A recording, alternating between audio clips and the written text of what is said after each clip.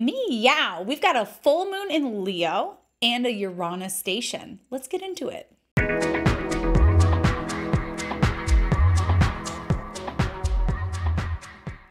We've got a full moon in Leo. This is going down at 5 degrees Leo and 14 minutes. The Leo full moon always arrives at some point during Aquarius season. The Leo Aquarius axis is one of belovedness and confidence. So there's a little bit of polarity, opposition going on here where the two signs share in these elements, but in very different ways. For example, Aquarius is a sign that tends to be a little bit more detached, brainy up here, and they tend to be very knowledgeable in certain areas. And the thing with Aquarius, though, is that there's a coolness about their confidence. Aquarius they're not going to fight you. They're not going to waste their energy trying to convince you otherwise, but they're right and you're wrong. Love you, Aquarius. I really do. I'm married to one and I have an Aquarius son. But Leo, this is a sign that is very passionate, fiery, and it's important that they receive a certain level of validation. Leo is the sign that's ruled by the sun, so there's something about warmth that is vital to their being. And so for the sign of Leo, warmth and having that sense of camaraderie or family or closeness to affirm and validate you and reflect to you, it's so super important and vital, as I said, to their being. So what we have here is this cool, brainy, certain level of detachedness Aquarius season that's going on here, where we might be feeling a little bit more independent. We may be socializing, focusing on our social lives without needing to necessarily match our peers. There's a certain level of respect for one another's differences. And yes, this is where we get this element of nonconformist that we associate very often with the sign of Aquarius. Whereas Leo, we want to feel like we're a part of something. So we've got this Leo full moon happening, which reminds us the value of expression and having that reflected back to us, having that sense of affirmation. So what we also see on this Leo full moon is the moon is going to be ruled by the sun. Obviously, the sun rules Leo. But what we have here is this ongoing Sun-Pluto conjunction. So we've been feeling this for about a week now. These planets both ingressed into Aquarius together on the 20th. So we felt them together in Capricorn and we feel them together here now in Aquarius. So there's a certain level of depth that is being activated for so many of us right now. Pluto and the sun actually can illuminate our subconscious, some of the things that are working behind the scenes. So if you're having some big realizations around those programs running in the metaphorical background of our own mind, this could be why.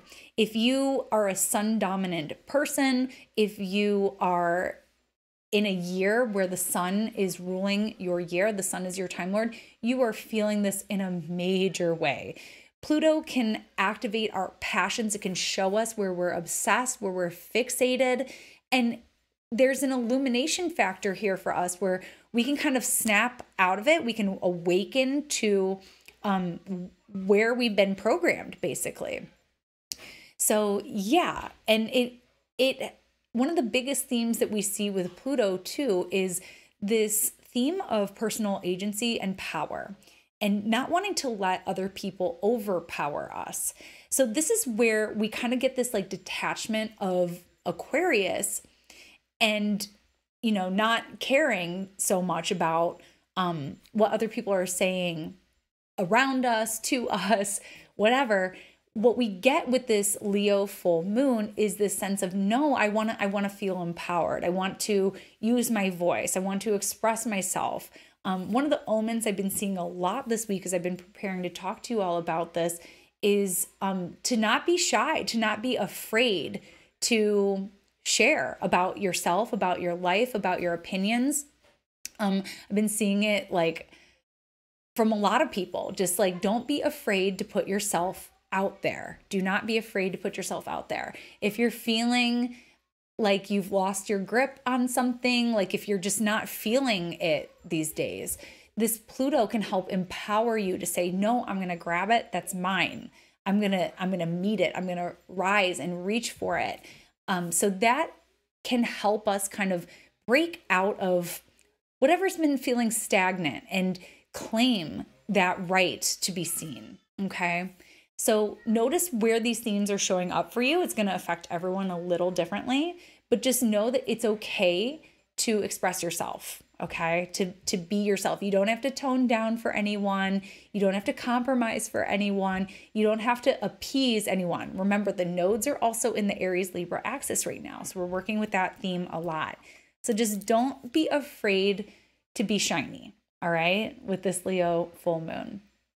The other one here, we've got this lunation is in a square to Jupiter. This is going to do a couple things. One, this is going to encourage us and gas us up. Yes, do it. Go bold. I've been wanting to play with more colors in my hair again. I used to always have different colors, and since becoming a mom, I just wasn't really feeling it. But you know, I've been getting the message that life is too short. You gotta do it. You gotta have your fun. So this is the encouragement factor of Jupiter that's saying, go for it. Go loud, go big. I often think of RuPaul, who said, you know, I was always super tall, but I wore heels anyways. And it's one of those things like, who cares? If it brings you joy, do it. That's what the Leo full moon is here to remind us. We don't have to just be detached and say, let other people do it or whatever. We can grab that moment for ourselves. Okay. The other thing that we may see here is we've got this Jupiter-Pluto action going on. And we saw this last year when Jupiter had first entered Taurus and Pluto had first entered Aquarius. So we're not going to see this aspect go exact again at this time. But this full moon kind of yokes them together and reiterates this theme of massive amounts of wealth. So Jupiter, Pluto has a lot to do with wealth and enormous proportions of resources. So this is going to be a theme here. Are we going to see more protests against the wealth gap this week? Probably. And things of that nature. We already know that this is something that negatively impacts everyone, but yeah, we may see some developments in conversation around this time. So just look for that as well. But yeah, like mass amounts of influence as well. Yeah, because Jupiter deals with people who are like on a higher pedestal in society, and Pluto has to do with using your power. So this could also show up as someone, maybe a celebrity, because we have a Leo full moon, or someone in power, using their platform, using their influence to affect massive change. So let's hope for that. Let's hope for that outcome, because we need people leading the way to use their platform to make change. And of course, who could forget the Uranus station? So Uranus is stationing at 19 degrees of Taurus, and for 5 minutes, we're seeing Uranus station direct here on the 26th or the 27th, depending on your time zone, of January. So that energy gets wrapped right on into that full moon in Leo. Uranus is always something startling, some kind of wake-up call, something shocking, something electrifying. I would like to imagine this as like the full moon being a heightening of energy, and that Uranus station just adding this electric current to it that also helps us claim ourselves with that full moon in Leo. There's something about Uranus that is revolutionary, but the biggest thing about it is sovereignty, independence, just being oneself. Okay. This is also happening in the sign of Taurus. We've seen ecological wake-ups with Uranus and Taurus. So I think that kind of fits into what I was saying about the Jupiter-Pluto square too. We may see some major ecological themes here as well. Yeah, interesting. I was going to say I'm nervous about fires maybe a little bit with the moon in Leo, but Where I am, it's like below freezing. So I don't know if that's true, but maybe I said it for a reason. Something else, well, speaking of fires, here's a big one.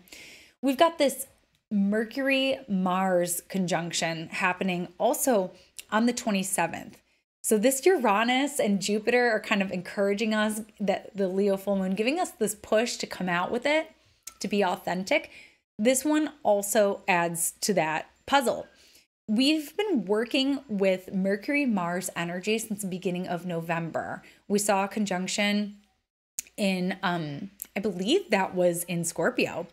And then we saw a conjunction in Sagittarius. That one happened right just after Christmas. So right around the New Year's Eve there. And that one would have been really fiery. I know it was in my world, but yeah, this one in Capricorn feels a lot more constructive. And look at this. This configuration is going to be happening in a square with the lunar nodes. And that will be exact on the 28th and the 29th of January. So we've got some major choices in how we use our words. And with Mars in conjunction to Mercury, this is excellent energy for being clear, for creating a boundary, for being honest, for being forthcoming. So if there's something difficult, we've got like the North Node in Aries, where that is also telling us like we have to be ourselves. And there's something also about our comfort with conflict. And also taking from the Libra South Node, the art of negotiation, the art of dialogue without inflaming. So here we've got this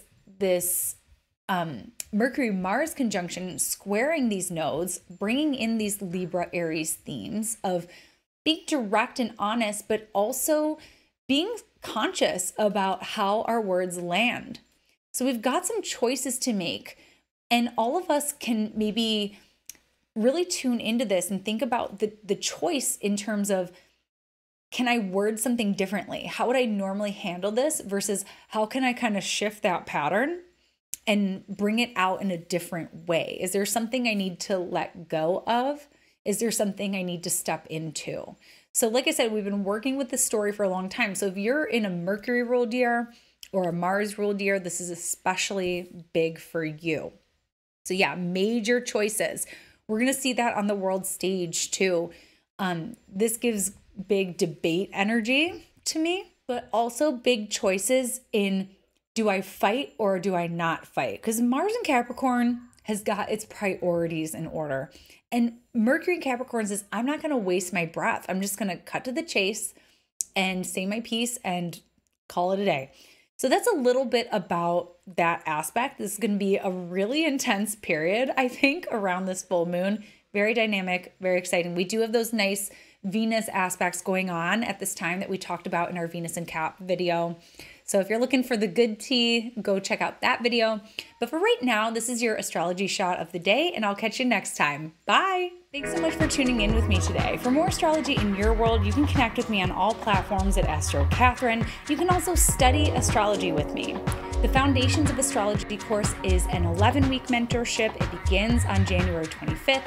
You can visit my website for more details, where you can also book your year ahead astrology reading with me, where we'll get into your personal natal chart, transits, progressions, profections, and the solar return.